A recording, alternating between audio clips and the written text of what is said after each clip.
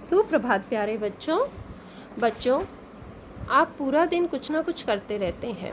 ठीक है, अपने घर में भी सबको देखते होंगे, सब कुछ ना कुछ करते रहते हैं। और वो करना क्या कहलाता है? क्रिया। जैसे खेलना, कूदना, पढ़ना, सोना, है ना। जैसे इस चित्र में भी आप देख रहे हो, कुछ बच्चे खेल रहे हैं, है ना।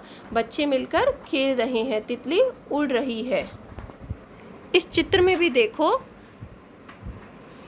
नाच रही है, गाना सुना जा रहा है, किताब पढ़ी जा रही है। तो ये सब काम क्या होते हैं? क्रिया कहलाते हैं। तो आज हम अपना एक नया टॉपिक शुरू करेंगे, उसका नाम है क्रिया। क्रिया क्रिया क्या होता है? किसी भी काम का करना या होना। जैसे मम्मी स्वेटर बुन रही है, दादाजी अखबार पढ़ रहे हैं, अमन पढ़ाई कर रहा है, पूनम नृत्य कर रही है, मेज पर फल रखे हैं।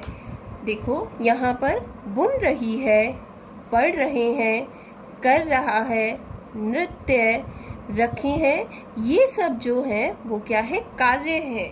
और कार्य ही क्या कहलाता है? क्रिया। ऊपर लिखे वाक्यों में रंगीन शब्दों में किसी काम के करने या होने का पता चलता है। जैसे बुनना, पढ़ना, पढ़ाई करना, नृत्य करना, रखे होना आदि सभी काम है। काम करने या होने का बताने वाले शब्द ही क्या कहलाते हैं? क्रिया कहलाते हैं। क्रिया यानी काम। परिभाषा क्या है इसकी? जिस शब्द से किसी कार्य के करने या होने का ज्ञान हो उसे क्रिया कहते हैं। जैसे रोहन लिख रहा है। अब है क्रिया के भेद, क्रिया के प्रकार या क्रिया के भेद। क्रिया के दो भेद होते हैं, सकर्मक क्रिया और अकर्मक क्रिया। सकर्मक क्रिया और अकर्मक क्रिया। सकर्मक क्रिया सकर्मक क्रिया का अर्थ है कर्म के साथ रहने वाली क्रिया, अर्थात जिन क्रियाओं का कर्म होता है उसे सकर्मक क्रिया कहते हैं। कर्म क्या होता है? जिस पर क्रिया का फल पड़ता है। ठीक है, जहाँ क्रिया का फल पड़ता है उसी क्या कहते हैं? कर्म कहते हैं। जैसे राजीव पुस्तक पढ़ता है, इसमें क्या है? राजीव क्या है? कर्ता, यानी काम को करने वाला। और क्या काम कर रहा है? पढ़ता है। लेकिन किसको पढ़ रहा है? ठीक है, किसको पढ़ रहा है? पुस्तक को। तो यहाँ पे क्रिया का फल किस पर पड़ा? पुस्तक पर। तो ये कैसा वाक्य है? सकर्मक वाक्य है। और इसमें कर्म क्या है? पुस्तक। उसी प्रकार मम्मी खाना बनाती है, मम्मी इसमें करता है काम को करने वाली। कर क्या रही है? बना रही हैं। क्या बना रही हैं? खाना बना रही हैं। तो खाना क्या है? कर्म है, इसलिए ये सकर्मक क्रिया है। दुकानदार सब्जी बेचता है, तो बेचना क्या है? उसकी क्रिया। लेकिन किसको बेच रहा है? सब्जी को। तो ये क्या है? कर्म है। मीरा पत्र लिखती है, लिखना क्या है? क्रिया। लेकिन किसको? पत्र को लिखती है। वो क्या लिखती है? पत्र लिखती है। तो ये इस वाक्य में कर्म है, तो इसलिए ये सकर्मक क्रिया है। ऊपर लिखे उदाहरणों को ध्यान से पढ़िए और प्रत्येक वाक्य में किए गए प्रश्न का उत्तर नीचे देखिए। ये जैसे आपको मैंने बताया, राजीव क्या पढ़ता है? पुस्तक पढ़ता है। मम्मी क्या बनाती है? खाना बनाती है। दुकानदार क्या बेचता है? सब्जी बेचता है। तो ये सब क्या है? कर्म है, इसीलिए ये सकर्मक क्रिया है। विशेष क्रिया से पहले क्या लगाकर प्रश्न करने पर जो उत्तर प्राप्त होता है उसे कर्म कहते हैं। उसके बाद है देखो अकर्मक क्रिया।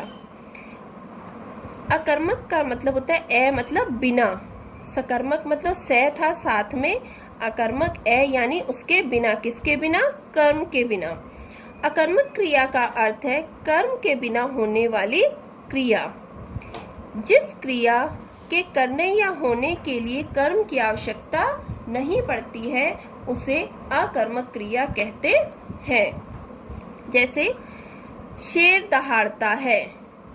ठीक है, शेर क्या कर रहा है? दहाड़ रहा है। यहाँ सिर्फ क्रिया हो रही है, कर्म नहीं बताया गया है, इसलिए ये अकर्मक क्रिया है।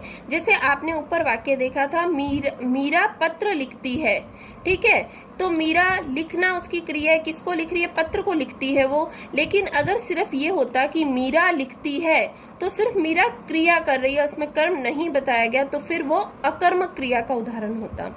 सिमरन नाचती है, सिमरन और कर्ता और क्रिया, ठीक है, इसमें कर्म नहीं है, तो ये क्या है, अकर्मक क्रिया। हिरन दौड़ते हैं, हिरन क्या है, करता है, काम क्या कर रहे हैं, वो दौड़ रहे हैं, बीच में कोई भी कर्म नहीं है, तो ये भी अकर्मक क्रिया है।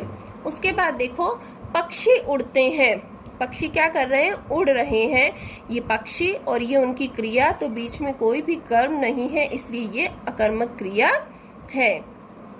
ऊपर लिखे वाक्यों में दहाड़ता है, नाचती है, उड़ते हैं, दौड़ते हैं शब्द क्रिया है।